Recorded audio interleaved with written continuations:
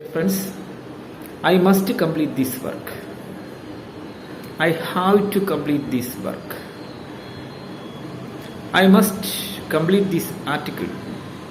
I have to complete this article. See, which is right? I must or I have to. These two are right. ഇത് രണ്ട് ശരിയാണ്.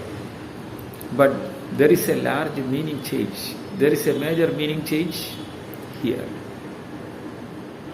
Must means an internal obligation, നിങ്ങളുടെ കാര്യമാണ്, നിങ്ങളുടെ ആവശ്യമാണ്.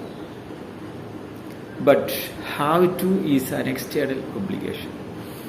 Have to ചേർത്ത് പറയുമ്പോൾ I have to complete these article എന്ന് പറയുമ്പോൾ നിങ്ങൾക്ക് വേണ്ടിയല്ല, ഒരു സ്ഥാപനത്തിന് വേണ്ടിയാകാം, അല്ലെങ്കിൽ ഒരു തേർഡ് പാർട്ടിക്ക് വേണ്ടിയാകാം. I have to complete these article. I must complete these article എന്ന് പറയുമ്പം അതൊരു ഇന്റേണൽ ഒബ്ലിഗേഷനാണ്. That is your obligation, your own obligation for the upliftment of you.